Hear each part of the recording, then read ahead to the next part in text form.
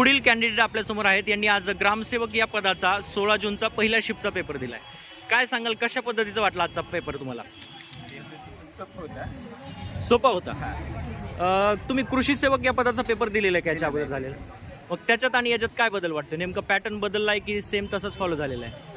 Pattern बदललेलं आहे. आणि गेले 5 दिवसापासून आपण IBPSचं बघतोय की मराठी कसं येत आहे किंवा मॅथ रिजनिंगमध्ये कसं वेटेज येतं, आपण सगळं बघत आलोय 5 दिवसापासून. तर काय सांगाल त्या पॅटर्नमध्ये आणि आजच्या नॉन टेक्निकलचा जो पॅटर्न होता त्याच्यामध्ये काही बदल झालाय का सेम पॅटर्न आहे? मराठी, इंग्लिश आणि मॅथ्स रिजनिंग बेसिकच येते. बेसिकच आहे. मराठीमध्ये कुठले टॉपिक बघायला मिळाले? मराठीमध्ये शुद्ध शब्द का शुद्ध वाक्य आले होते? व्याकरणिक शुद्ध शब्द म्हणजे व्याकरणिक दृष्ट्या अचूक वाक्य ओळखा किंवा त्याच्यातली चूक ओळखा. त्यानंतर वाक्यांचे क्रम लावा.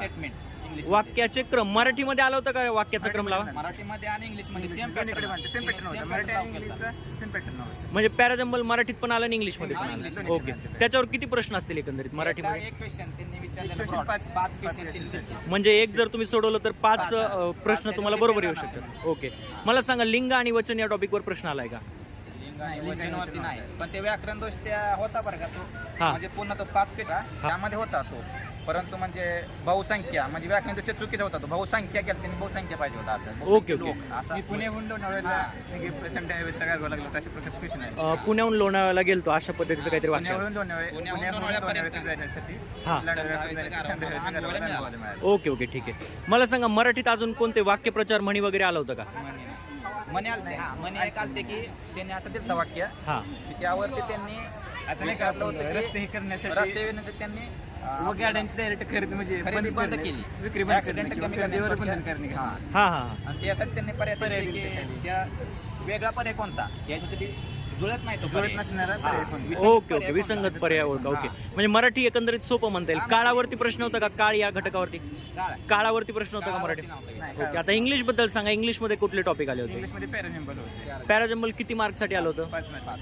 म्हणजे बघा, पॅराजंबल मध्ये 2 प्रकारे विचारतात. एक तर तुम्हाला वाक्य देतात आणि सोडून मग त्याच्यावर 5 प्रश्न देतात, तसा आला होता. म्हणजे सुरुवातीला त्यांनी एक वाक्य दिले हा. क्वेश्चन हा. सेंटेन्स. हा. त्यानंतर त्यांनी त्यामध्ये 5 क्वेश्चन म्हणजे शेवटचे कोणते रिअरेंजमेंट केल्यानंतर तुम्ही पहिलं वाक्य alphabetically कोणतं? जोडा. आणि त्यानंतर पहिलं वाक्य कोणतं, दुसरं, त्याच्यावरती 5 क्वेश्चन विचारले होते. Okay okay. म्हणजे 5 प्रश्न त्याच्यावर. एरर या टॉपिकवर प्रश्न आले होते का? हा एरर होता ना. एररवर किती प्रश्न बघायला मिळाले? एक साधारण 2 ते 3. अँटोनिम, सिनोनिम वरती, ओक्यावरती काही प्रश्न? Idiom, phrases? इंग्लिशमध्ये नव्हता, पण मराठीमध्ये विरोधार्थी शब्द हा. असलेला पर्याय होता. असं एक विरुद्धार्थी शब्द नसलेला पर्याय ओळखा. ओके, ठीक आहे. मॅथ्समध्ये तुमचे वैवार आहे. आणि मॅथ आणि रिझनिंग मध्ये 15 पैकी कसं वाटतंय? म्हणजे मॅथला किती आणि रिझनिंगला किती आले असतील? मॅथला त्यांनी साधारणतः रिजनिंगवर जास्त भर होता. रिजनिंगवर जास्त भर. 5 क्वेश्चन होते का? हा. साधारणतः 15 क्वेश्चन तरी कमी रिजनिंग शाळेत. मॅथ्समध्ये सरळ व्याज 10 क्वेश्चन. मॅथ मध्ये सरळ व्याज आलं होतं. अजून काय आलं होतं मॅथ मध्ये? त्यानंतर सरळ व्याज बोर्ड मास वगैरे काही विचारलं होतं? सोपे रूप द्या वगैरे असं काही? नाही, सोपे रूप पण नाही. हा, रूट चालते क्वेश्चन. स्क्वेअर रूटचे एखादा. स्क्वेअर रूटचा म्हणजे संख्या सिम्प्लिफिकेशन. होते हा 36 प्लस 13.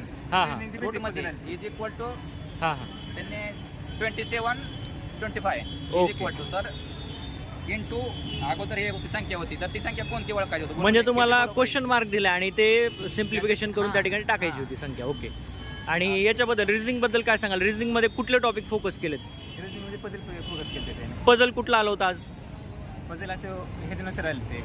तिने 5-6 महिने दिले ते. जानेवारी, महिने दिले होते. एप्रिल. हा, महिन्यावरची हा, मन बेस पझल आली. 30-31 असे डे दिली त्याचे. हा हा हा. त्याप्रमाणे लगतचा पहिला कोणता, रियाज केल्यानंतर कुठला महिना येतो. हो हो हो. आणि पझलवर एक प्रश्न होता की अजून दुसरी एखादी पझल आली? कुठलं पझल आलं होतं दुसरं अजून?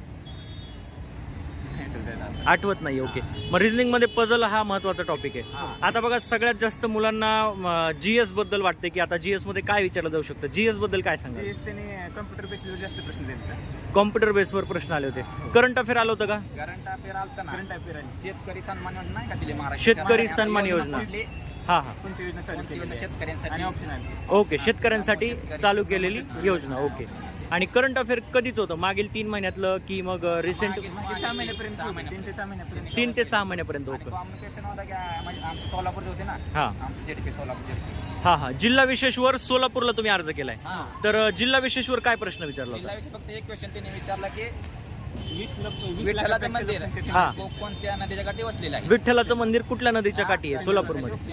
हा, एक फक्त जिल्हा हा हा जिल्ह्यावर एकच आला होता का? आता बघा, बऱ्याच विद्यार्थ्यांचा सगळ्यात महत्त्वाचा असणारा टॉपिक आहे तांत्रिक घटक, जो की सर्वात जास्त म्हणजे 40 प्रश्न आणि 80 गुणांसाठी तांत्रिकचा पेपर होता.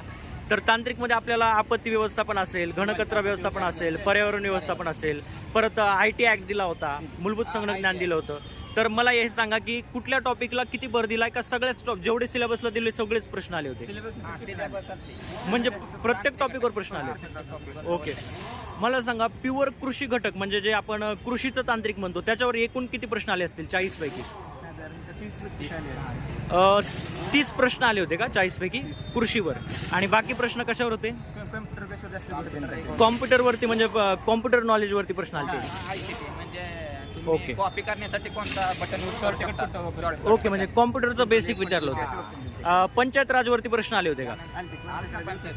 म्हणजे 20 कोणत्या आयोगाने कमी कोणती योजना लागू केली? हा 20 लाखापेक्षा कमी लोकसंख्या असल्यावर मग काय तिथं हे विचारलं होतं? आणि हा ओके. पॉलिटीचा एक प्रश्न होता हा नागरिकशास्त्राचा. हा त्यामध्ये होते की सदस्य जे ZP सदस्य असतात हा तिथे किती वर्ष जिल्हा परिषद अध्यक्ष किंवा उपाध्यक्ष बसू शकतात? ओके ओके ठीक आहे. महाराष्ट्र शासनाने महिला आरक्षणासाठी किती वाढवलेलं आहे? हा, महिला आरक्षण किती वाढवलंय ग्रामीण स्वराज्य संस्थेमध्ये? ग्रामीण स्वराज्य. ओके ओके ठीक आहे. आणि घनकचरा व्यवस्थापन, पर्यावरण व्यवस्थापन याच्यावर आला होता का प्रश्न? आपत्ती व्यवस्थापन आपत्तीवर काय प्रश्न विचारला होता? आपत्तीवर काय विचारलं होतं? म्हणजे आपत्ती म्हणजे पुनर्वसन करताना आपण जे पुरस्कार देतो आता, हा हा कुठला पुरस्कार? पुरस्कार विचारला होता पुरस्कार का विचारला. आपत्तीमध्ये? ओके. अजून काय सांगाल तांत्रिकमध्ये काय काय विचारलं होतं? तांत्रिक हे घेतले होते, क्वेश्चन घेतले होते पहिले. येस येस हा ते बऱ्यापैकी त्यातले क्वेश्चन आले. ओके. आणि बघा AFO IBPS चे जे पेपर असतात नाबार्डचे वगैरे, ते तुम्ही रीड केले होते का एक्झामच्या अगोदर? त्यातलं काही क्वेश्चन रिपीट झालेत असं वाटतंय का? नाही, जास्त नाही. जास्त नाही झाले. आणि कृषी सेवकला जे तांत्रिक आलं होतं, कृषीपेक्षा हे तांत्रिक सोपं, हे तांत्रिक सोपं होतं कृषी सेवकपेक्षा? सिंपल क्वेश्चन होते. सिम्पल क्वेश्चन होते म्हणजे ॲव्हरेज. आणि म्हणजे शेळ्यांची जाती दिलते. शेळ्यांच्या जाती. ओके. कोणती जात शेळ्यांची नाही हे सांगा. कोणती जात शेळ्याची? म्हशीच्या जाती होय. म्हशीच्या जाती. त्याच्यावरती प्रश्न आले होते. आणि पिकावरती किती प्रश्न आले होते? शास्त्रीय नाव वगैरे विचारलं होतं? आले ह्याच्यावर ह्यांनी विचारलं शास्त्रीय नाव देत Family- आणि ते कोणते family नाव आहे? विचारले होते. फॅमिली विचारली Family होती. विचारली. फॅमिलीवरती प्रश्न आलेत. अजून काय सांगाल, म्हणजे कृषीमध्ये जर म्हणजे 40 प्रश्नासाठी तुम्हाला तयारी करायची आहे, तर उद्याच्या मुलांनी काय केलं पाहिजे? ज्यांचा पेपर अजून बाकी आहे त्यांनी कृषी घटक जास्त फॉलो केलं पाहिजे का इतर जे पंचायत राज, कॉम्प्युटर वगैरे दिलंय किंवा आपत्ती दिलंय? कृषीवर किती 40 पैकी किती म्हणलात तुम्ही? 30 प्रश्न त्याच्यावर आणि 25 त्याच्यावर, आणि बाकी राहिलेले 10-15 प्रश्न हे बाकी घटकावर आहेत. पर्यावरण म्हणा. आणि कृषीचे सगळे प्रश्न सोपे आहेत जवळपास. कृषीनंतर त्यांनी पंचायत राजला प्राधान्य दिलेलं आहे. कृषी नंतर पंचायत राजला प्राधान्य. पंचायत राजवरचे प्रश्न डिटेलमध्ये आहेत की इझी लेवलचे क्वेश्चन? ओके ठीक आहे. कोणकोणी करता टेक्नॉलॉजी असेल शक्यतो easy level चे. आयोगाने विचारला होता ना. ओके ओके ठीक आहे. एकंदरीत कृषी सेवकचा पेपर बघता आणि आजचा पेपर बघता तुम्हाला काय वाटलं? म्हणजे कुठला पेपर तुम्हाला सोपा वाटला तुलनेने? जो कृषी सेवकचा पेपर होता तो IBPS नंतर बऱ्यापैकी कठीण लेवलच्या खाल्लेला होता. हा हा डीपमध्ये क्वेश्चन विचारले होते. हा हा आणि ह्याचा जो ग्रामसेवकचा आहे तो कृषी सेवकच्या मनाने इझी होता. इझी होता आजचा पेपर त्या मानाने. त्या मानाने म्हणजे तांत्रिकला तुम्हाला जास्त लोड घेण्याची गरज नाहीये. तुम्ही व्यवस्थित जेमतेम जो आहे अभ्यास तो करा व्यवस्थित, तर तुम्हाला चांगले प्रश्न सोडू शकतात. वेळेबद्दल काय सांगाल? वेळ पुरतो का? वेळ भरपूर शिल्लक राहतो. वेळ शिल्लक राहते. शिल्लक राहते प्रत्येक वेळ. मुलाला शिल्लक राहिलाय. आज भरपूर मुलांना वेळ शिल्लक राहिला. जास्त मुलांना 25 ते 30 मिनिट तरी शिल्लक राहिलाय. शिल्लक राहिलेत. ओके. रिपीट 15 मिनिट मला वाटत नाही 15 मिनिट पेक्षा जास्त 15 मिनिट कमी ब्रॉड शिल्लक क्वेश्चन राहिले नव्हते ना प्रत्येकाला. त्यामुळे. ओके ओके ठीक आहे. तर अशा पद्धतीचा पेपर गेलेला आहे. म्हणजे एकंदरीत आता वन लाईन ट्राय पेपर म्हणून विचारत गेले. वन लाईनर टाईप क्वेश्चन आलेत. प्रमाणात. बघा मागे आपण 4-5 दिवसात बघितलं की मार्च महिन्यातल्या चालू घडामोडी जास्त विचारल्यात. तसं आज काही मार्चचा उल्लेख करून चालू घडामोडी आल्या होत्या का एखाद्या महिन्याचा उल्लेख करून? नाही, महिन्याचा उल्लेख करून नाही ते ओके. आता बघा IT ऍक्ट जो आहे, माहिती अधिकार कायदा 2000, याच्यावर प्रश्न आले होते का? होतं ना IT होतं ना. IT ऍक्टवर आला होता प्रश्न. कधी सुधारणा केली. सुधारणा Option मिळते 2000. सुधारणा कधी केली? ओके. बघा हा प्रश्न आपण आपल्या PDF मध्ये ऑलरेडी घेतला होता आणि कालच्या आपल्या टेस्ट सिरीज मध्ये पण हा प्रश्न टाकला.